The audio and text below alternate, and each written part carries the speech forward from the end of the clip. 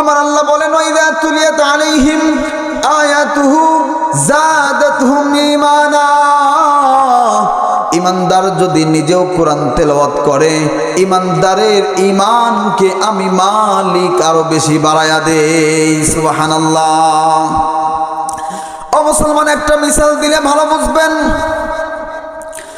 আব্দুল্লাহ ইবনুল মুবারক রাহমাতুল্লাহি আলাইহি একজন জামানার শ্রেষ্ঠ আলেম ছিলেন, একজন জগৎ বিখ্যাত আল্লাহর ওলি ছিলেন।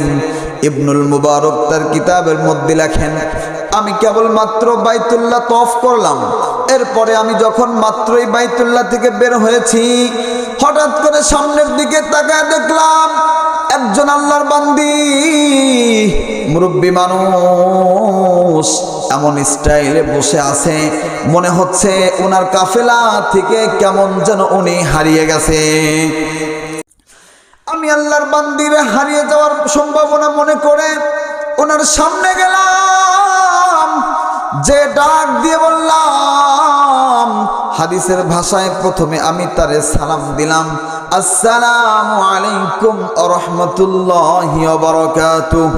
ও মুসলমান, আল্লাহর বান্দি সালামের হাদিসের ভাষায় ওয়া আলাইকুমুস সালাম কিন্তু বলে নাই। আল্লাহর বান্দি কোরআন শরীফের একটা আয়াত বলে উত্তর নিলেন। আল্লাহর বান্দি বললেন, সালামুন কাওলাম মির রাব্বির রহিম। আব্দুল্লাহ ইবনুল মুবারক বলেন, আমার জীবনে এমন কোন মহিলা আমি কোনোদিন দেখি নাই, এমন উত্তর নেওয়ার মতো কোন মহিলা আমার জীবনে দেখি নাই। ইবনুল মুবারক ওনারে ডাক দিয়ে বললেন, ওগো মা, আপনি কি আপনার কাফেলাকে হারিয়ে ফেলেছেন? আল্লাহর বান্দি কোরআন শরীফের আরেকটা আয়াত থেকে উত্তর দিলেন। আল্লাহর বান্দি বললেন, মাই ইউদ্লিল্লাহু ফালা হাদিয়া লাহু। আল্লাহর বান্দি ইশারা করে আমারে বুঝাইলো, ইবনুল মুবারক, আমি তো আমার কাফেলারে হারিয়ে ফেলেছি। কোরআন শরীফের আয়াতের মাধ্যমে বুঝিয়ে দিলেন। ইবনুল মুবারক ডাক দিয়ে বললেন, ও মা, আমি কি জানতে পারি তোমার বাড়ি কোথায়? আমি কি জানতে পারি তোমার বাড়িটা কোথায়? তুমি যদি আমারে বলো, ওগো মা, আমি চেষ্টা করব তোমার বাড়িতে তোমারে পৌঁছায় দেওয়ার জন্য। ইবনুল মুবারক কিতাবের মধ্যে লেখেন, আল্লাহর বান্দি কোরআন শরীফ থেকে আরেকটা আয়াত পড়তে শুরু করে দিলেন, সুবহানাল্লাযী আসরা বিআবদিহি লাইলাম মিনাল মাসজিদিল হারাম ইলাল মাসজিদিল আকসা। তার মানে আমারে বুঝাইয়া দিল, ও ইবনুল মুবারক, মিরাজের রাত্রে নবীজি সাল্লাল্লাহু আলাইহি ওয়াসাল্লাম মক্কা থেকে মসজিদুল আকসায় গিয়েছিল। ও ইবনুল মুবারক, আমি আছি এখন মক্কায় আর আমার বাড়ি আকসায়। আল্লাহু আকবার। উনারে যাই বলে উনি শুধু কোরআন আয়াত দিয়ে উত্তর দেয়। ও মুসলমান, ইবনুল মুবারক সুন্দরভাবে ওনারে বললেন, ওগো মা, আমি কি তোমারে একটু খেদমত করতে পারি? আমি কি তোমারে বাড়িতে পৌঁছে দিতে পারি? ও মুসলমান, আল্লাহর বান্দি আমার একটা আয়াতের মাধ্যমে উত্তর দিল। আল্লাহর বান্দি বলেন, ফামান ইয়ামাল মিসকালা যাররাতিন খায়রান ইয়ারাহু ওয়া মান ইয়ামাল মিসকালা যাররাতিন শাররান ইয়ারাহু। তার মানে আমাদের ডাক দিয়ে বুঝায়, ও ইবনুল মুবারক, তুমি যদি একটা ছোট্ট থেকে ছোট্ট নেক আমল করো, এর প্রতিদান আমার মালিক তোমারে কিন্তু দিবে। ও মুসলমান, এইবার ইবনুল মুবারক রাহমাতুল্লাহি আলাইহি তার উটরে বসায়া দিলেন এবং ওই মহিলারে উটের উপরে উঠায়া দিলেন। এইবার ইবনুল মুবারক রাহমাতুল্লাহি আলাইহি উটটারে নিয়ে যখন রওনা করেছেন, মহিলাটারে একটু আনন্দ দেওয়ার জন্য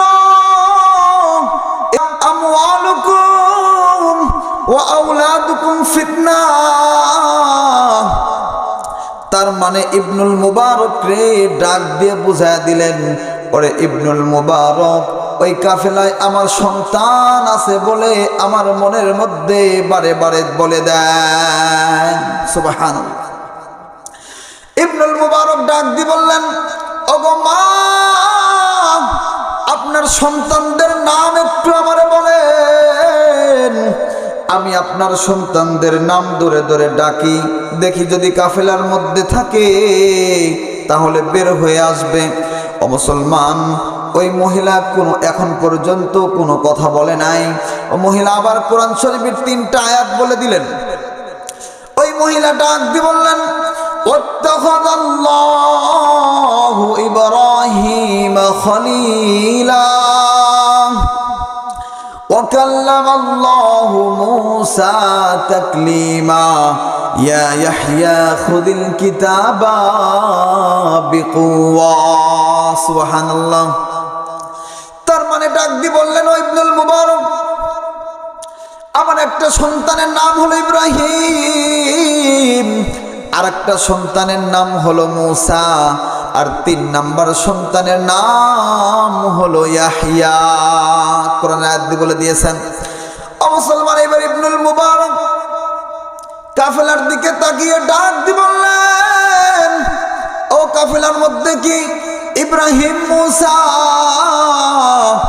ইয়াহইয়া নামে কেউ তোমরা আসো? তোমরা একটু বের হয়ে আসো, তোমাদের মা আমার কাছে রয়েছে। ও মুসলমান, বলার সঙ্গে সঙ্গে 3টা যুবক একসাথে বের হয়ে আসলো। 3টা যুবক একসাথে বের হয়ে এসে আমার বুকে জড়ায় ধরলো। আমি তাদেরকে জিজ্ঞাসা করলাম, ও ভাই, অনেক লম্বা সময় তোমার মার সাথে আমি কাটাইলাম, কিন্তু যতগুলা প্রশ্ন আমি করেছি তোমার মা শুধুমাত্র কেবলমাত্র কোরআন শরীফের আয়াত বলেছে, একটা প্রশ্নের উত্তর আমারে দেয় নাই। এরকম যাবত কতদিন তোমার মা তোমাদের সাথে কথা বলে? ও মুসলমান, আল্লাহর বান্দারা ডাক দিয়ে বলে, ইবনুল মুবারক, আমার মা গত 40 বছর এরকম ভাবে শুধুমাত্র কেবলমাত্র আমাদের কারোর সাথে কোনো কথা বলে না, শুধুমাত্র কেবলমাত্র কোরআনের আয়াত বলে। আল্লাহু আকবার। ও মুসলমান, চিন্তা করে দেখেন কেমন ঈমান ছিল তার। ওই মহিলারে একবার জিজ্ঞাসা করা হয়েছে, তুমি কেন বাংলাতে কথা বা আরবিতে কথা কেন বলো না? তুমি কেন শুধু কোরআনের আয়াত বলো? আল্লাহর বান্দি বলেন, আমার এই ছোট্ট হায়াতের মধ্যে আমি কি করে আমি কোরআন না পড়ে কথা বলবো? একটা মুহূর্ত সময় যদি আমার পার হয়ে যায়, আমার মালিকের কাছে কি জবাব দেব? আল্লাহু আকবার। কেমন ঈমান ছিল ওনাদের! 24 ঘন্টা কথা বলতেন শুধু কোরআন দিয়ে, অন্য কোনো কথা জীবনে কোনোদিন বলে নাই। আমার মালিক যে বললেন, ওয়াইদা তুলিয়াত আলাইহিম আয়াতুহু যাদাতহুম ঈমানা। ও মুসলমান, আমার আল্লাহ যে ডাক দিয়ে বললেন, ও বান্দা, ইমানদারের 2 নাম্বার গুণ হলো ইমানদার কোরআন তেলাওয়াত করবে এবং কোরআন তেলাওয়াত করতে মজা পাবে। এবং শুধুমাত্র মজাই নয়, ইমানদার যখন কোরআন তেলাওয়াত শুনবে ওর দিলের মধ্যে শান্তি পাবে। ইমানদার যখন কোরআন তেলাওয়াত করবে, আমার মালিক বলেন, আমি আল্লাহ ইমানদারের ওই কোরআন তেলাওয়াতের বরকতে তার ঈমানকে বাড়ায়া দেব। সুবহানাল্লাহ। ও মুসলমান, আমার আল্লাহ বলেন 3 নম্বরে ইমানদারের 3 নাম্বার গুণ হলো, আমার মালিক বলেন, ইমানদার আল্লাহ তাআলার উপর পরিপূর্ণ আস্থা রাখবে। শুধুমাত্র আল্লাহর উপর আস্থা, কারোর উপরে নয়। আমাদের তো আস্থা রাখার জন্য আমরা নেতার উপর আস্থা রাখি, কথা বলেন ঠিক কিনা? আমরা তো আমাদের নেতাদের উপরে আস্থা রাখি, কিন্তু আমার মালিক বলেন, ওয়ালা রাব্বিহিম ইয়াতাওয়াক্কালুন। আল্লাহ বলেন, ওয়ালা রাব্বিহিম ইয়াতাওয়াক্কালুন। ইমানদার যে হবে সে শুধুমাত্র আমার মালিকের উপরে ভরসা রাখবার, কারোর উপরে নয়। আল্লাহর উপরে আস্থা রাখবা, দুনিয়ার কোনো মানুষের উপর আস্থা রাখবে না। আমরা তো সাধারণ একটু জ্বর ঠান্ডা লাগলে মনে করি এই জ্বরকে শুধুমাত্র নাপাই পারে সুস্থ করতে, আর পৃথিবীর কেউ পারে না। কথা বলেন ঠিক কিনা? মুসলমান, আল্লাহর উপর আস্থা আমাদের নাই। তবে মালিক বলেন ওয়ালা রাব্বিহিম ইয়াতাওয়াক্কালুন, যে ঈমানদার হবে সে একমাত্র শুধুমাত্র আল্লাহর উপর আস্থা রাখবে, আর দুনিয়ার কারো উপর কোনো আস্থা রাখবে না। মুসলমান, মাত্র দুইটা মিসাল দিলে ক্লিয়ার বুঝবেন। আল্লাহর উপরে যদি কেউ আস্থা রাখে, আমার মালিক তারে কিভাবে হেফাজত করে। মুসলমান, আমি কোনো ঘটনা বলার জন্য বলছি না, শুধুমাত্র মিসালটা বোঝানোর জন্য বলতেছি। হযরত ইব্রাহিম আলাইহিস সালাম যখন ওনার ব্যাপারে রায় হয়ে গেল ওনারে আগুনের মধ্যে পুরানো, মুসলমান, আগুনের মধ্যে পুরানোর জন্য ইব্রাহিম আলাইহিস সালামকে রেডি হয়ে দাঁড়িয়ে আছেন।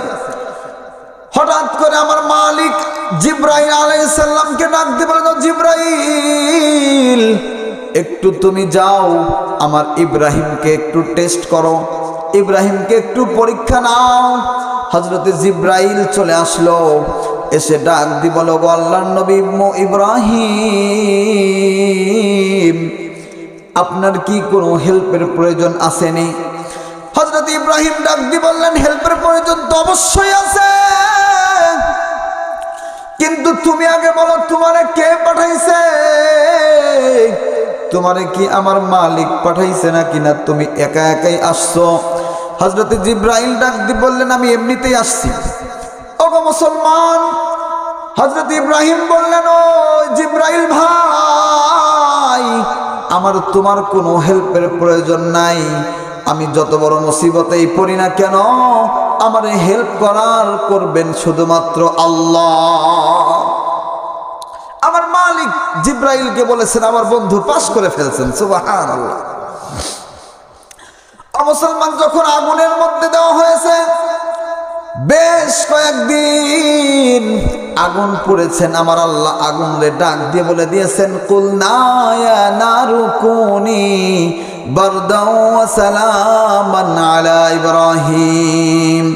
ওগো আগুন, আমার বন্ধুর জন্য তুমি আরামদায়ক হয়ে যাও।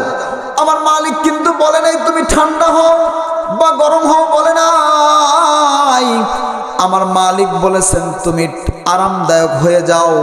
ও মুসলমান, হযরত ইব্রাহিম পরবর্তীতে বলেছেন, আমার জীবনে যে লম্বা হায়াতকে আমি কাটিয়েছি, আগুনের মধ্যে যে কয়টা দিন ছিলাম, যত মজা পেয়েছি আর জীবনে কোনোদিন অত মজা পাই নাই। সুবহানাল্লাহ। এর নাম হলো ভরসা, শুধুমাত্র আল্লাহর উপরে ভরসা, কারো উপরে নয়। অবশ্যই মানে একটা পাখির দিকে দেখো, সকালে যখন বাসা থেকে বের হয় ও জানে না কোথায় সে খাবে। কথা বলেন ঠিক কিনা? জানে না কোথায় খাবে। আমার মালিক সন্ধ্যার আগে যখন বাসায় ঢোকে, এর মধ্যে আমার মালিক তার পেটটা ভরায় বাসায় ঢোকায় দেয়। কথা বলেন ঠিক কিনা? এর নাম হলো আস্থা, ভরসা। ওয়ালা রাব্বিহিম ইয়াতাওয়াক্কালুন, আল্লাহর উপর 100% ভরসা যদি কেউ করে, আমার মালিক তাকে হেল্প করবেই, তাকে আমার মালিক হেফাজত করবে। আর একটা মিসাল দিলে ভালো বুঝবেন। হযরতে মূসা আলাইহিস সালামকে আমার মালিক ডাক দিয়ে বললেন, ওগো মূসা, তোমার উম্মতদেরকে নিয়ে তুমি মিশরের জমিন ছেড়ে দাও, তুমি ফিলিস্তিনের দিকে চলে যাও। হযরতে মূসা আলাইহিস সালাম তার অনুসারীদেরকে নিয়ে, বনি ইসরাইলদেরকে নিয়ে ফিলিস্তিনের দিকে রওনা করলেন। ও মুসলমান, আপনারা তো ইতিহাস জানেন। এইবার যখন নীল দরিয়ার সামনে যখন যে ব্রেক করলেন, হযরতে মূসার অনুসারীরা ডাক দিয়ে বলে, আল্লাহর নবী মূসা, ওদিকে ফিরাউন খবর পেয়ে গেছে, ফিরাউন তার দলগুলা নিয়ে রওনা করে দিয়েছেন। এদিকে আমাদের সামনে হলো নীল দরিয়া নদী। ও মূসা, তুমি তোমার মালিককে বলো, এখন আমরা কি করব? আল্লাহর নবী মূসা বললেন, ও আমার উম্মতেরা, তোমরা পেরেশান হইও না, হেফাজত আমার মালিক আমাদের সবাইকে রাস্তা দেখাবেন। ও মুসলমান, ইতিহাস আপনারা জানেন। আমার মালিক ডাক দিয়ে বললেন, আরে মূসা, তোমার লাঠি দিয়ে পানির উপরে আঘাত করো। কিতাবের মধ্যে আসছে বনি ইসরাইলের 12টা গোত্র ছিল, আমার মালিক ওই পানির মধ্যে 12টা রাস্তা বানায়া দিছে। সুবহানাল্লাহ। এর নাম হলো ভরসা, এর নাম হলো আস্থা। আল্লাহর উপর যারা এরকম আস্থা করতে পারবে, আমার মালিক স্বয়ং তাদেরকে হেফাজত করবেন। সুবহানাল্লাহ। ও মুসলমান, তাহলে 3 নাম্বার গুণ কি সবাই বলেন? আল্লাহর উপরে আস্থা। আমার আল্লাহ বলেন ওয়ালা রাব্বিহিম ইয়াতাওয়াক্কালুন। কোন মুসলমান যে ইমানদার হবে, ওই ইমানদারের 3 নাম্বার গুণ হলো 100%